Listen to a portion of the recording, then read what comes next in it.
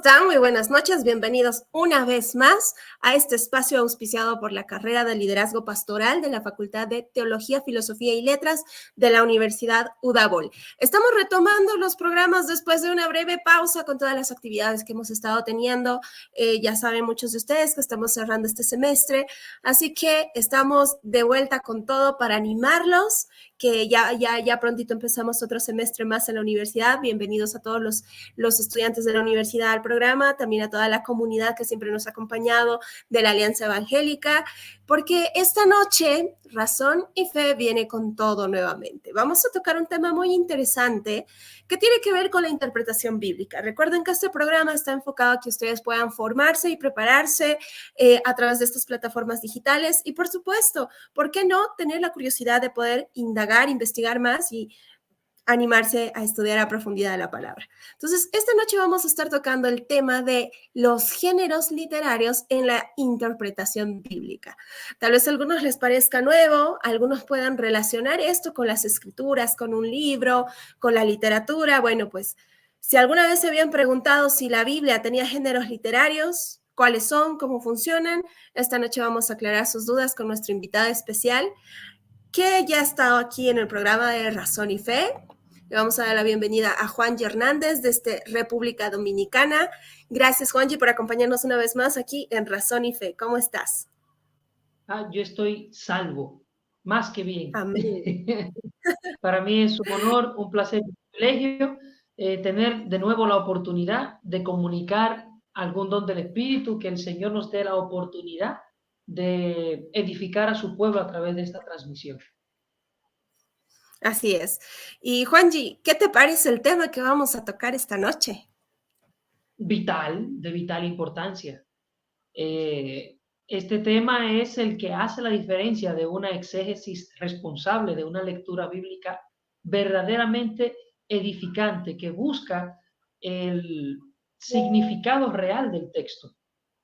Luego de que uno da el primer paso, que es ubicar el texto, entonces hay que ver la forma de ese texto. Y eso es lo que nosotros vamos a hablar hoy. Muy bien, Juanji. La verdad, tal vez podríamos empezar haciendo algunas preguntas básicas como, ¿y esto cómo cuadra dentro de la hermenéutica? Los géneros literarios, ¿cómo cuadran dentro de una hermenéutica? Como te dije hace un momento, es el segundo paso. Después que tú ubicas el texto, lo que algunos han llamado la ectótica, que es el texto que voy a leer, cuál es el aparato crítico, de dónde viene, qué es lo que voy a leer, esa estructura. Luego entonces viene el segundo paso, que es el análisis literario y específicamente la forma literaria. Determinar el género tiene una importancia capital porque cada género tiene sus propias características y propósitos. Me explico. Cuando tú vas manejando y tú ves una señal de tránsito que dice 30 kilómetros por hora, eso tú no lo vas a leer de manera simbólica. No está ahí para decoración, está ahí porque te está mandando un mensaje específico y tú debes de leer eso de manera literal.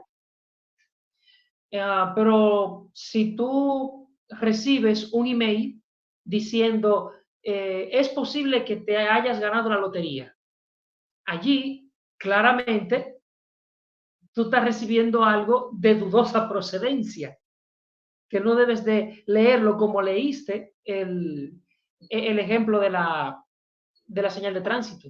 Pasa lo mismo con el texto bíblico.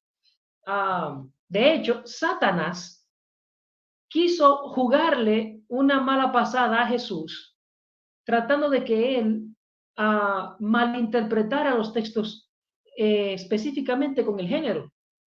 Cuando Satanás va a la tentación de Jesús y les dice, oye, escrito está, lánzate porque escrito está que él enviará a sus ángeles para que tu pie no tropiece en piedra.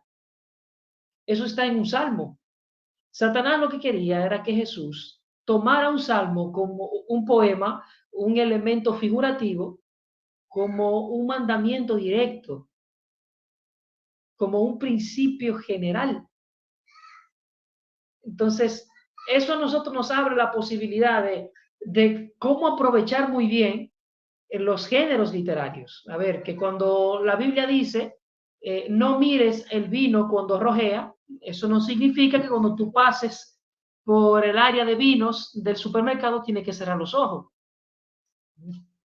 ¿Se entiende? Entonces, por eso es de suma Totalmente. importancia. Y yo debo de leer el texto como el texto quiere ser leído. Así que si yo estoy leyendo una poesía, yo no puedo leerla como una ley. Si estoy leyendo una narración histórica, no puedo leerla como una epístola, y así por el estilo. O si estoy leyendo una parábola, no puedo leerla como una descripción histórica. Así. Bueno, Entonces, estas es importante. particularidades, cuando nosotros leemos algo, no solamente estamos descifrando palabras, sino también estamos descifrando la forma de esas palabras, de esas palabras. Y eso es Así es. determinante en nuestra lectura del texto. Claro, porque nuestra lectura del texto va a determinar un significado que va a llevar a una interpretación y a una, bueno, a una inevitable aplicación, sea correcta o sea errada. Entonces, creo que esta parte es muy importante porque, mira, vamos a entrar un poco en el tema.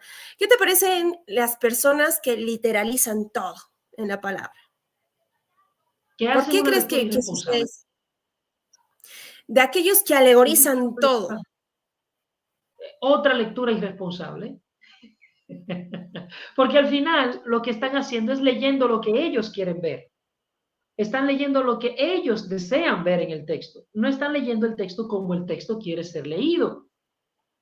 A ver, si yo estoy leyendo el Eclesiastés, el libro de Eclesiastés, yo puedo hacer que una persona caiga en depresión. Si yo tomo todas las palabras del Eclesiastés de manera literal, Uh-huh. y no ver la sabiduría detrás de lo que me está dando el libro de Eclesiastés. Todo el elemento filosófico, por decirlo de alguna manera. Todo el análisis existencial que está haciendo el narrador en el texto del Eclesiastés. Yo no debo de tomar las sentencias del Eclesiastés como si fuesen leyes, debo de tomarlo como lo que es, una literatura sapiencial que me está invitando a la reflexión sobre un tema en particular, no a la aplicación sobre un tema particular. Ahí está La diferencia. No sé si tú te has dado exactamente. cuenta, pero hay mucha gente, y creo que esto es algo que nosotros tenemos que incentivar, ¿no? La lectura responsable de la palabra y sobre todo en las iglesias, enseñar a estudiar la Biblia, ¿no? Porque uno de los ejercicios vitales que nosotros tendríamos que hacer como cristianos son los devocionales, donde por lo menos básicamente tendrían que enseñarnos y nosotros también enseñar cómo se debería hacer un buen estudio bíblico. Sin embargo, yo sé que hay gente que agarra la Biblia, abre así y dice, a ver, ¿qué me va a decir el Señor? Y lee un versículo, sin el contexto, ¿no? Está buscando una Mi respuesta de profesor, algo.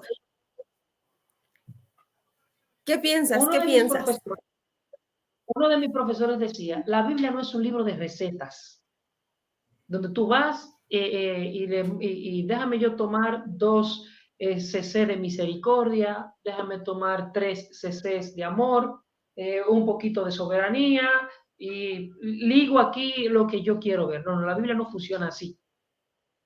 La Biblia es la cristalización de la historia de Dios en la historia de los hombres. La Biblia lleva un flujo constante que yo debo de tratar de verlo para poder entenderla. Y claramente debo de respetar ciertas bases mínimas que tiene para yo poderlo comprender. Y la primera base es la lectura comprensiva. A mí me gusta decirle cuando doy hermenéutica que la Biblia tiene un sistema de interpretación interno, de fábrica, viene con él, se llama puntos y coma. Si tú comienzas a leer la Biblia respetando simplemente los puntos y las comas, ya ahí tienes gran parte del significado ganado.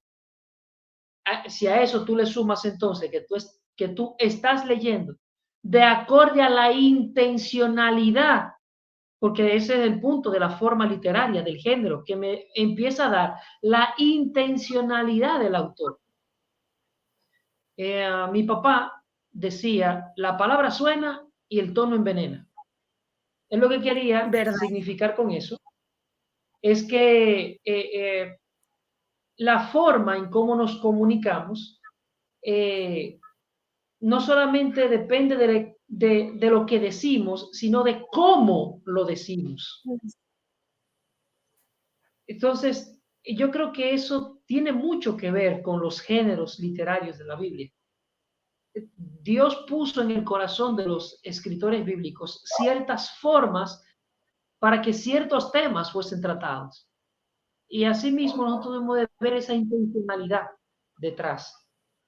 Así que esas categorías con las cuales tú escribes y hablas y tú atiendes a la estructura del contenido es de manera capital, y tú cuando le prestas atención a esa forma literaria, eso te ayudará a entender los énfasis y los propósitos que tenía ese autor al escribir. Así es. Porque de verdad cambia mucho el significado, ¿no? Como decir, la pérdida de tu hermana fue dolorosa, que decir la pérdida de tu hermana.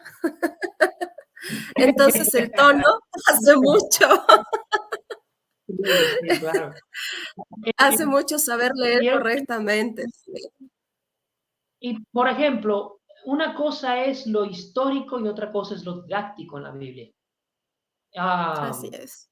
claro, las narraciones históricas al final tienen y fueron dadas como ejemplo y como enseñanza para nosotros, pero no están destinadas a que nosotros imitemos esas narraciones, porque eso nos llevaría a aplicaciones indecibles de pasajes como Lot y sus hijas o la hija de Jefté. ¿Se entiende? Eso está en la Biblia Exacto. para enseñarnos lo que no se debe hacer. Y Pablo lo dice ¿Se entiende? claramente en Corintios. Le dice, y todo esto que aconteció al pueblo es para que ustedes aprendan. Tal vez estoy parafraseando un poco, pero esto les sirve de ejemplo. Esto aconteció para tal Exacto. cosa.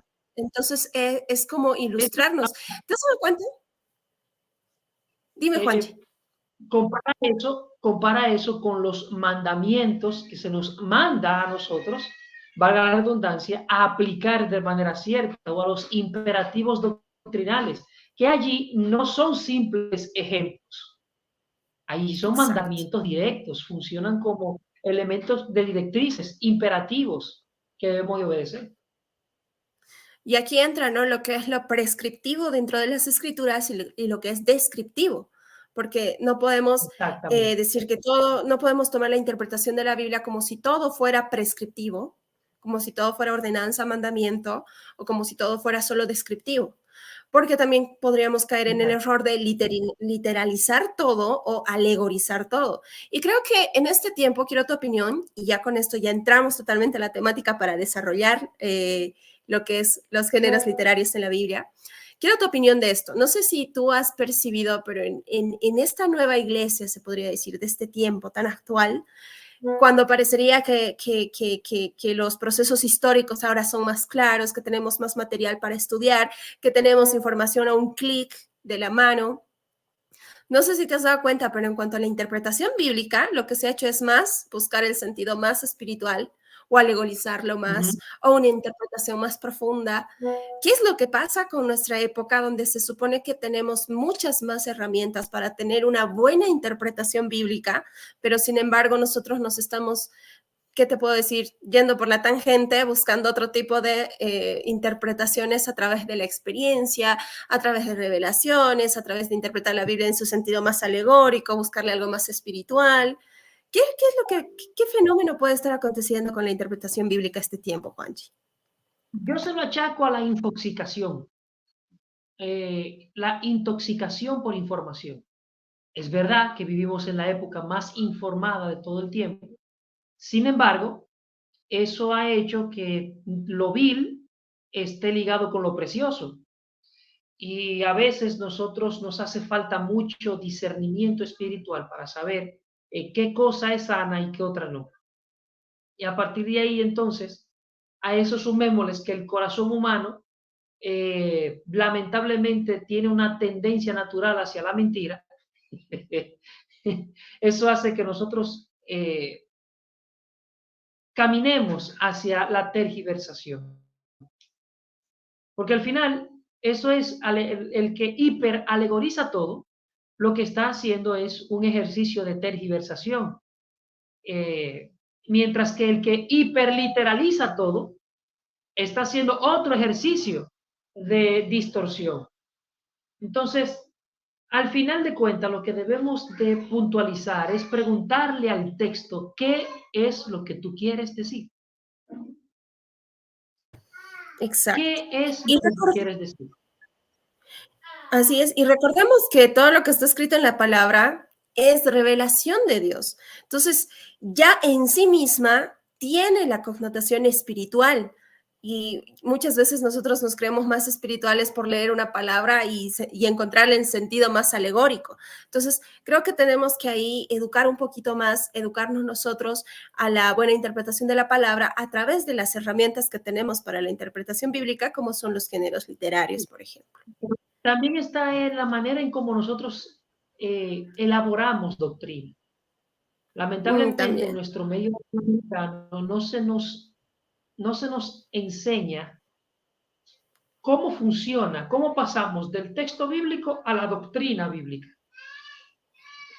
Y a veces en ese ejercicio de tratar de ubicar las doctrinas bíblicas o de destilar las doctrinas bíblicas de los textos bíblicos, nosotros muchas veces lo que hacemos es que le imponemos a los textos lo que yo estoy buscando.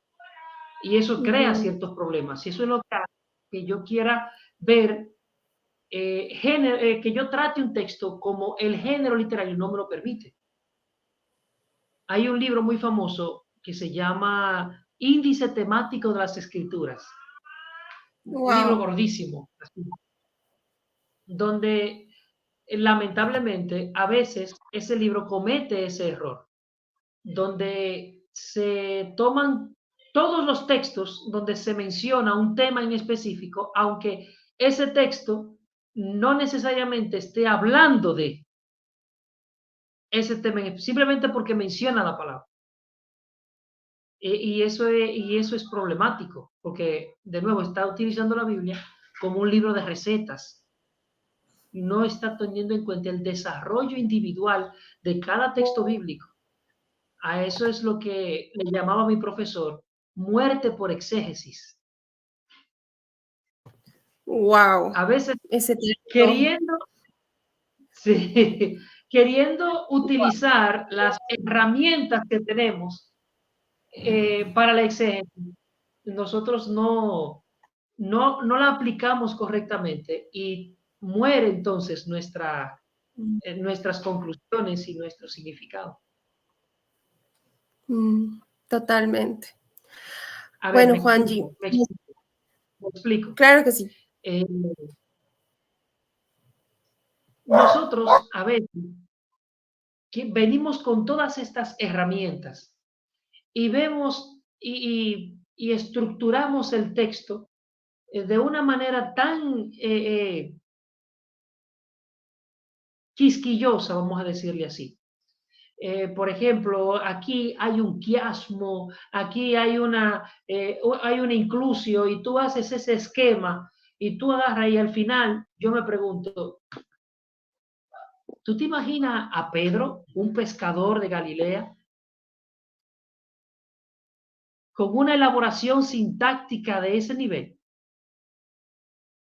Entonces, entonces a veces el texto hay que simplificarlo un poco más y hay que tratar de ir siempre al sit in leven, es decir, a la situación vital del autor, para nosotros poder agarrar y hacer una lectura mucho Contexto. más natural.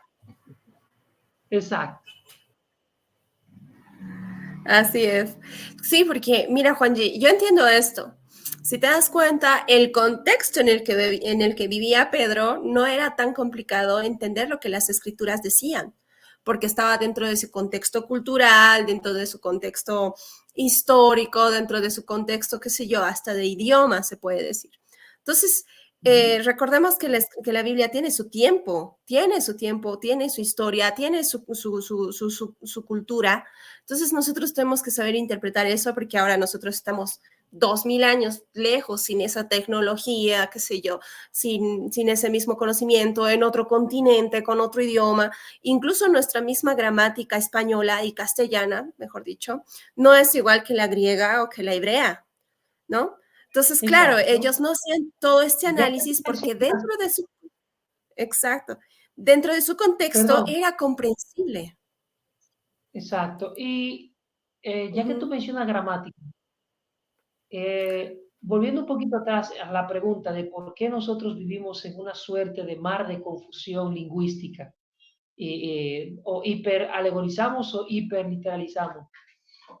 Tú sabes que Derrida, Jacques Derrida, eh, es el padre del deconstruccionismo y él planteaba que la muerte del autor, él planteaba la idea de que una vez sale un escrito del autor, ya el significado es múltiple, el significado se lo da el lector. Y lamentablemente yo veo mucho de eso en esta época, donde las personas quieren imprimirle el significado que ellos quieren al texto.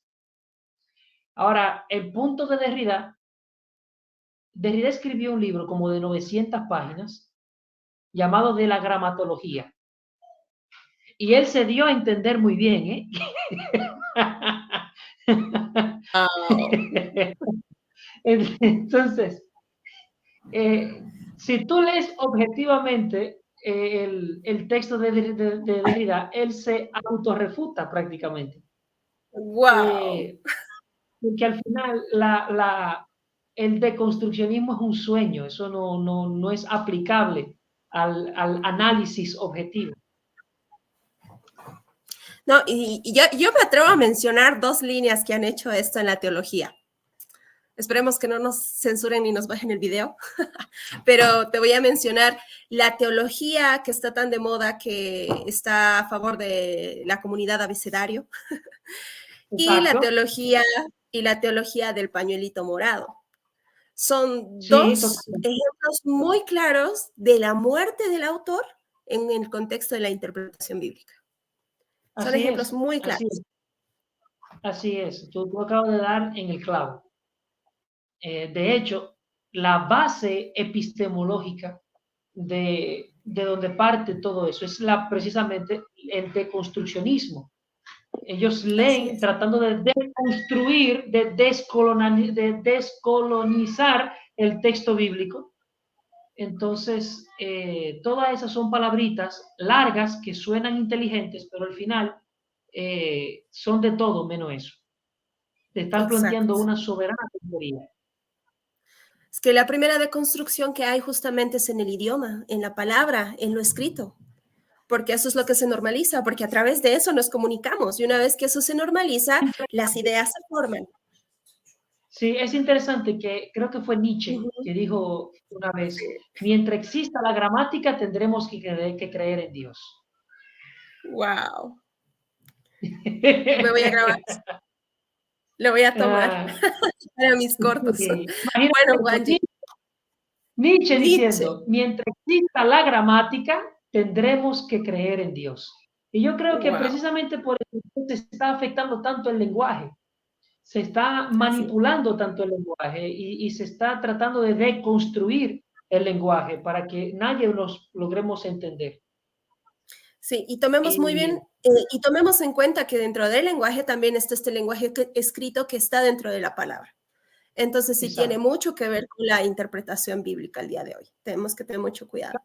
Entonces, Precisamente Juanji, son las bases hermenéuticas. La hermenéutica trata con las bases teóricas de cómo debo de entender algo, cómo debo de entender el texto. Y por eso, en este punto, más que pasar específicamente a los fundamentos del exégesis, debemos de hacer este preámbulo, de ver cómo leo lo que leo. ¿Es posible entender lo que leo? Son las preguntas directas, que si no resolvemos eso, si no partimos de un realismo hermenéutico, entonces a partir de ahí ya todo lo que hablemos acerca del género es banal. Sí, totalmente.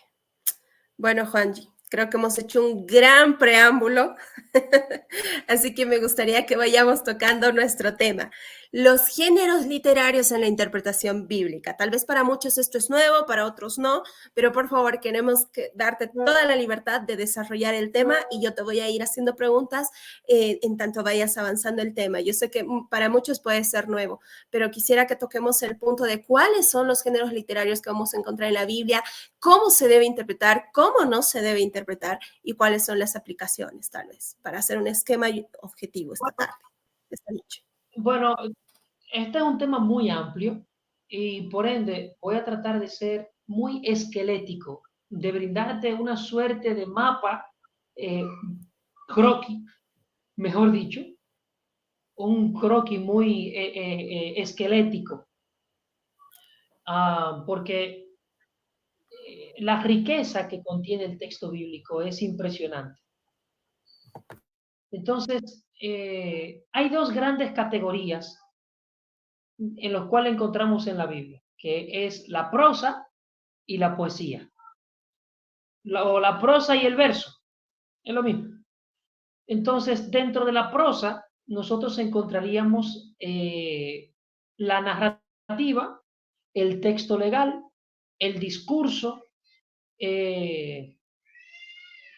asimismo también el profetismo, hay narrativas que son proféticas, y así por el estilo. Entonces, dentro de la narrativa, hay una forma que este señor, Valerio Nicachi, describió como vallictol.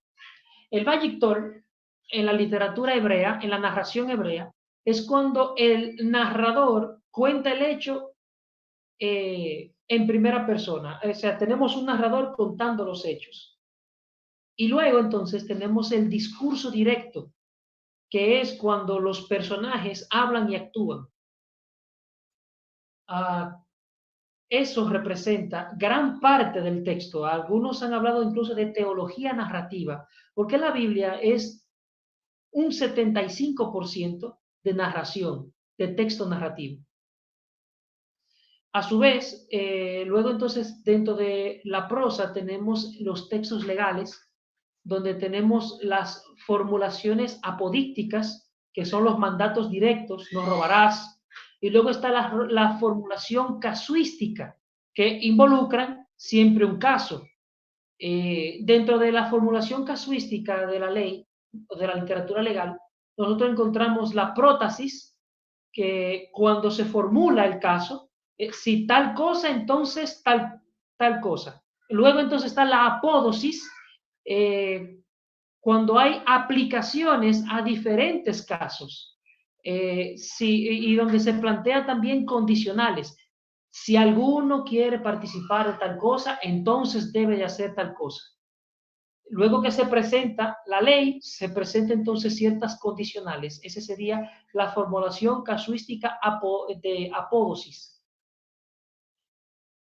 Un tercer nivel dentro de la prosa es el discurso, que puede ser didáctico, el discurso polémico, cuando se plantea una discusión, y el discurso dialógico, cuando se plantea una conversación entre los personajes.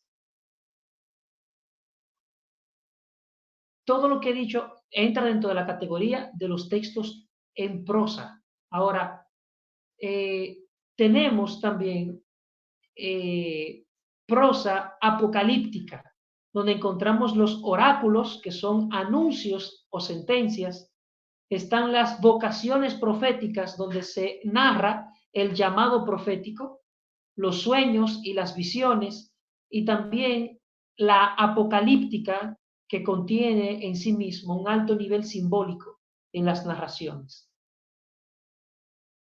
Algo importante que debemos de entender es que el texto bíblico es una amalgama de dichos géneros. En un mismo capítulo tú puedes encontrar 3 géneros distintos y tú tienes que saber distinguir ese elemento. Dentro de una narración tú puedes encontrar un discurso y dentro de ese discurso puede ser polémico, o dentro de una narración puedes encontrar otra unidad de narración diferente, donde si tú logras comprender eso, tú vas a poder ver la composición final que se intentó hacer, lo cual es muy interesante.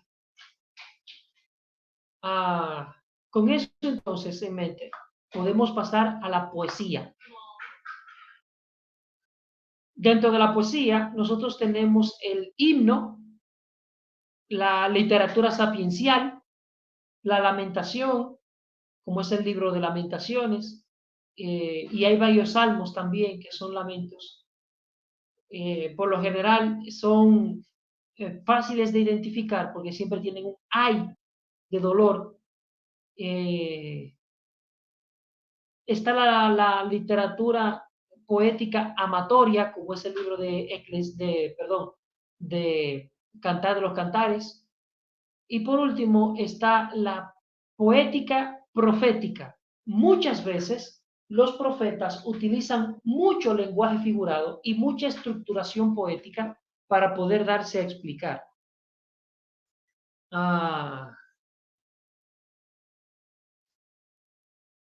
Pues por eso es importante nosotros darnos cuenta también de los elementos estructurales de cada uno de esos géneros. Dentro de los textos narrativos, nosotros encontramos una constante en el texto bíblico. Está el escenario inicial, donde se nos muestra el personaje, la situación, el ambiente. Luego viene el problema, donde se entra en conflicto, ya sea entre hombre y situación, Dios y humano, o hombre pecado, y luego entonces viene un lugar, una etapa dentro del problema que es titulada como clímax, que es cuando el problema no puede ir más allá. Y luego que llegamos al clímax, entonces viene la resolución, ya sea Deus ex machina, cuando Dios interviene y resuelve el problema de manera directa, o cuando los mismos personajes logran resolver la situación y así por el estilo. Y luego entonces viene el escenario final, que es diametralmente opuesto al escenario inicial. Es interesante ver en los diferentes estadios. Tú puedes incluso hacer un diagrama con cada uno de esos elementos. Luego, dentro de los textos argumentativos, donde entran las epístolas, el discurso, las epístolas entran allí en los textos argumentativos. Siempre tienen indicativos, conectores e imperativos. Y dentro de los indicativos pueden ser preceptivos, es decir, que invocan preceptos, mandamientos a seguir, y también descriptivos. Cuando el apóstol Pablo, por ejemplo, en Efesios, es genial porque tú puedes ver la estructura de la carta en 2 secciones. Desde el capítulo 1 hasta el capítulo 3 son indicativos, donde tú puedes encontrar tantos elementos doctrinales descriptivos y elementos doctrinales que están precediendo o que están estableciendo puntos focales. Y luego, a partir del capítulo 4 hasta el capítulo 6, tú encuentras los imperativos, los mandamientos que hay que ir obedeciendo en base a los indicativos que ya se dieron. Luego están los textos poéticos, donde siempre tienen una estructura paralelística.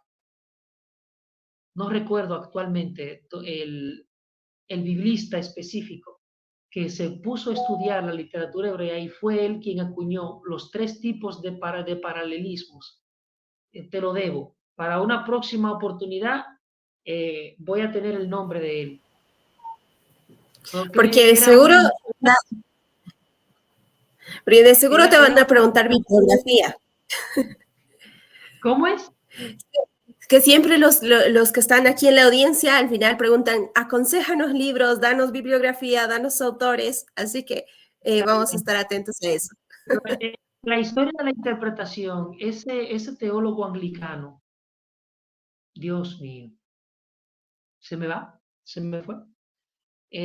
Fue el que se preocupó inicialmente por la literatura del salterio y de la poética, y él fue el primero en acuñar esos 3 paralelismos principales que se han vuelto clásicos: el paralelismo sinónimo, el sinonímico, que es una suerte de repetición de la primera cláusula en la segunda. Está el paralelismo antitético, que es cuando la segunda cláusula contradice a la primera. Y luego está el paralelismo sintético, que es una suerte de combinación de ambos, donde al final se traza una síntesis. Y así por el estilo. Yo creo que con eso nosotros tenemos un esqueleto muy amplio de toda la gama de géneros que encontramos en el texto. Así que pudiéramos pasar directamente a las preguntas. Totalmente, Juanji. Yo sé que hay mucha gente que ahora va a preguntarse, ¿y para qué me sirve saber todo esto? ¿Por qué? ¿Tan complicada es entender la Biblia? Entonces, ¿para qué Dios nos dejó la Biblia si iba a ser tan difícil entenderla? Yo sé que hay gente que se va a preguntar eso. ¿Qué les responderías? Es que son procesos naturales de nuestro lenguaje. La explicación puede ser engorrosa, difícil, pero eso nosotros lo hacemos diariamente. El ejemplo que puse al inicio, cuando tú estás manejando, tú ves una señal de tránsito y tu cerebro, de manera natural y prácticamente instantánea, lee eso y ubica el género literario en el que se encuentra. Lo mismo pasa cuando vas en el mismo vehículo y ves un letrero y logras leer la literatura de manera rápida. Tu cerebro ubica el género de manera inmediata. Así que, qué sé yo, no es difícil. Lo único que se necesita es tener cierta información para cuando vayamos a leer el texto, podamos determinar con más seriedad qué es lo que estoy leyendo. Porque de lo contrario, entonces, va a venir la confusión. Muchos de los errores doctrinales que nosotros tenemos hoy en día es precisamente porque leemos textos desconectados de su forma literaria. Totalmente. Y también es por eso que nosotros terminamos literizando o alegorizando los distintos versos, justamente porque no podemos identificar muy bien en qué género ha sido. Te pongo un ejemplo. Tú, ¿qué dices? En los salmos nosotros podemos encontrar doctrina o enseñanzas doctrinales. No sé si me dejo entender. A ver, nosotros podemos encontrar en los salmos la teología que hacía que el salmista escribiese ese salmo, y nos puede mostrar la dimensión o lo que el salmista podía tener como concepción de Dios. Estoy pensando en el Salmo 113. ¿Quién como Jehová nuestro Dios, que mora en las alturas y se digna a mirar y se humilla a mirar al hombre, que levanta al pobre de la basura y al menesteroso y hace sentar a la estéril, madre de muchas familias? Creo que me faltaron un par de versos, pero generalmente es así. Si tú te das cuenta, el salmista lo que está haciendo es una adoración a Dios. Y yo, atendiendo al lenguaje, puedo entender que él tenía una concepción trascendente de Dios.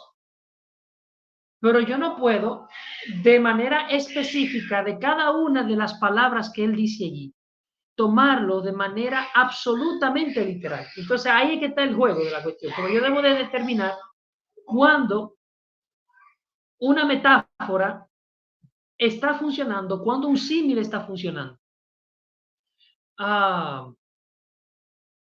El ejemplo clásico, cuando Jesús dijo, sean mansos como palomas, no estaba implicando que los hombres deben de poner huevos. Y yo creo que ese es el punto. La doctrina se destila no de textos individuales, sino del pensamiento global. Y allí, así nosotros podemos entender el libro de los Salmos y rastrear qué doctrinas hizo que el salmista prorrumpiera en alabanza. Exacto. Muchas gracias, Juanji. Y un clásico, a ver, este ejemplo clásico. En la punta de la lengua está el poder de la vida y de la muerte, que se encuentra en Proverbios. Es un ejemplo muy clásico, que se ha traducido Exacto. en lo que digas, en lo que declares, así hará, pero es un ejemplo un proverbio clásico. no es una ley. Un proverbio no es una ley, hay que entenderlo. Un proverbio es eso, es un refrán, es una sugerencia. Claro, que contiene sabiduría, por supuesto que sí. Que es aplicable, por supuesto que sí. Pero no es vinculante, no es una ley la cual yo deba de obedecer. El libro de los proverbios está escrito para yo saber cómo debo de conducirme en la vida, no cómo debo de actuar en la vida.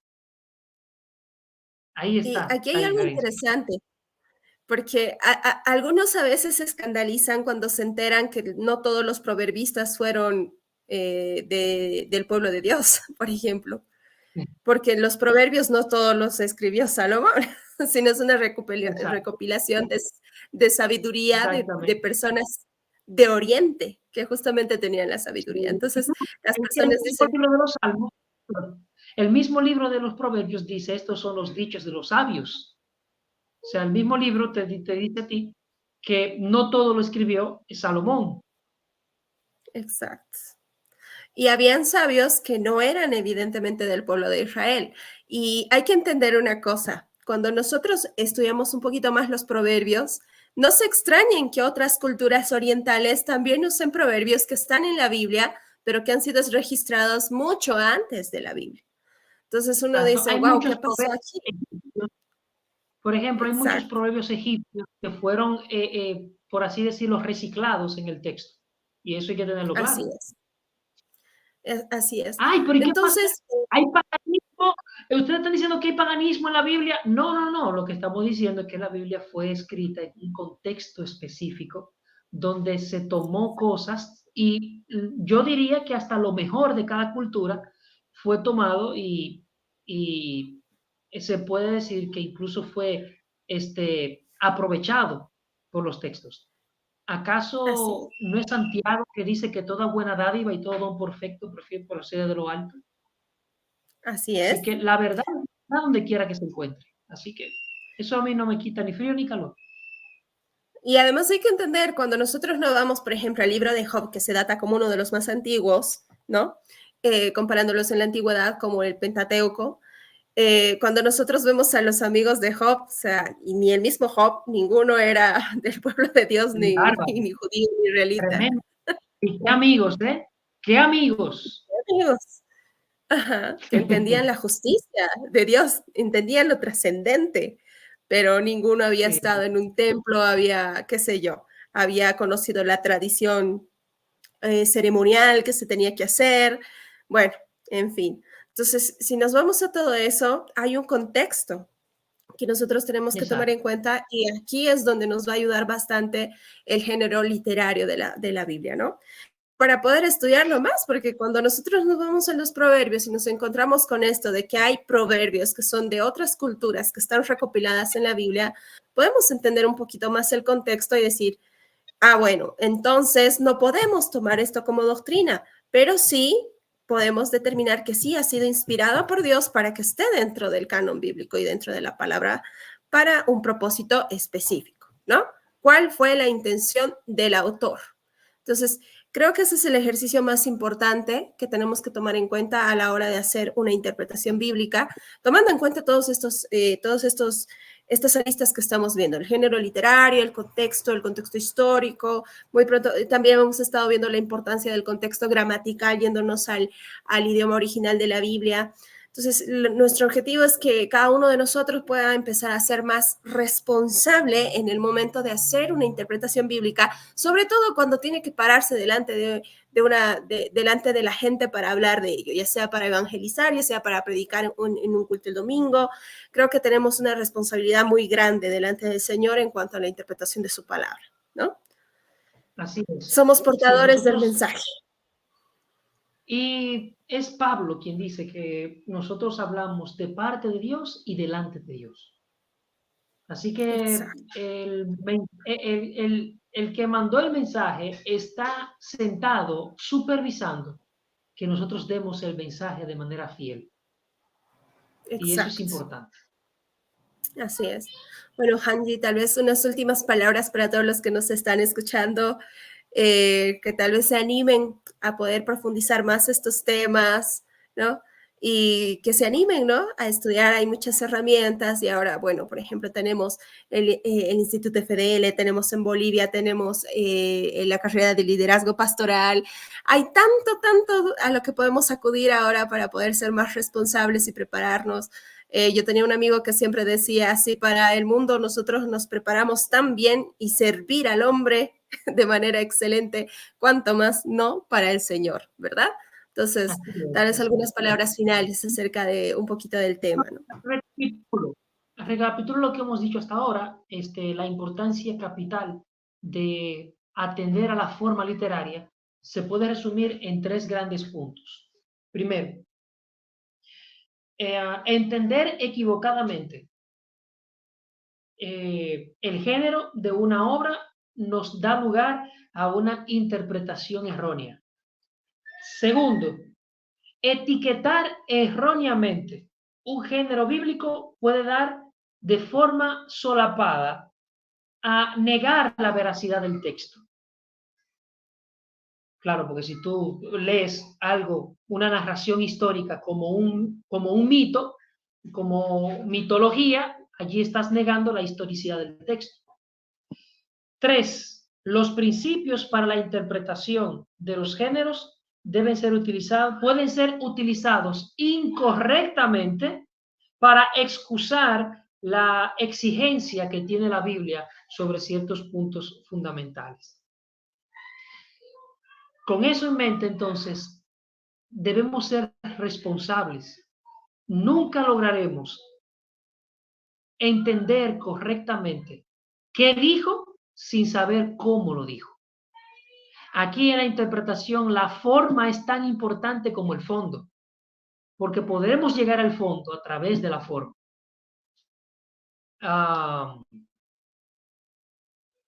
Por demás, para eso se necesita primero un corazón regenerado, un corazón que tienda a la justicia, un corazón que ame al Señor a tal punto que quiera ser fiel a las palabras de su Señor. Y segundo, un corazón diligente. Podemos tener la mejor de las intenciones, pero si la negligencia de nuestro corazón está más pendiente a irme por el lado fácil de la cuestión y no fajarme con el texto, entonces no me voy a tomar el tiempo ni la diligencia correcta, ni el tiempo que se lleva un estudio responsable de la escritura.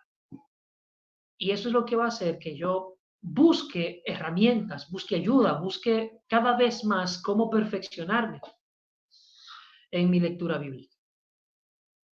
Por lo demás, lea su Biblia, enamórese de ella, léala. El texto bíblico tiene muchas cosas que darte, tiene muchas cosas que enseñarte. Lee tu Biblia y disfruta de ella. Muchas gracias. Sí, ¿cómo vamos a querer hacer interpretaciones si a veces ni siquiera nos sentamos a leer un capítulo, ¿no? Y queremos hacer la gran exégesis de un versículo cuando no estamos imbuyéndonos. Es cierto. Muchas gracias por ese consejo, Juanji. Bueno, no, Así muchas es. gracias también por el tiempo que nos has dado esta tarde, esta noche. Vamos a estar con los programas de los sábados ya retomándolos nuevamente. Hicimos una pequeña pausita de unas 3 semanas por algunas situaciones y bueno, ahora vamos a entrar con todo nuevamente con razón y fe. Esperamos que no sea la última vez que nos visites. Yo sé que muchos tienen preguntas para ti. Y esperamos tenerte pronto en otros espacios, Juanji. Muchas gracias por el tiempo, por la confianza y por acompañarnos siempre. Y gracias a todos Estamos los que nos para han esto. estado escuchando. Así es. Estamos para esto. Una bibliografía muy rápida de libros que te puedo recomendar si te estás iniciando en esto. Falacias exegéticas de Donald Carson es uno que recomiendo mucho. Segundo, cómo leer e interpretar las escrituras de R.C. Sproul. Tercero, preguntas y respuestas sobre cómo interpretar la Biblia de Robert Palmer. Y hay uno de Ernesto Trenchard, creo que se llama Trazando bien la palabra de verdad. Muy bueno, muy bueno, muy bueno. Y un clásico de M.S. Terry, Principios de Interpretación Bíblica, sin desperdicio. Muchas gracias, Juanji. Espero que todos lo hayan anotado muy bien. Y de hecho, tuvimos todo un curso de falacias exegéticas con el profe Néstor. Esperamos Qué volverlo bueno. a tener pronto. Así que todos los que están interesados ya saben, cualquier información aquí en la página de la carrera de liderazgo pastoral. Y nuevamente, muchas gracias a todos los que nos han acompañado hasta el final. Gracias, Juanji. Un abrazo hasta República Dominicana. Dios mediante, pronto nos vemos. Y ahí te mando un abrazo a la distancia y gracias por tu trabajo.